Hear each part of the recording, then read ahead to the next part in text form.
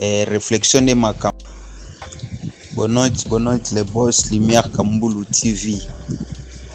Réflexion de Makambo. Bon, pour la question, ngai pona ngai mwana oyo o adopté a mwana yote. Pour déjà na mikanda oyo signé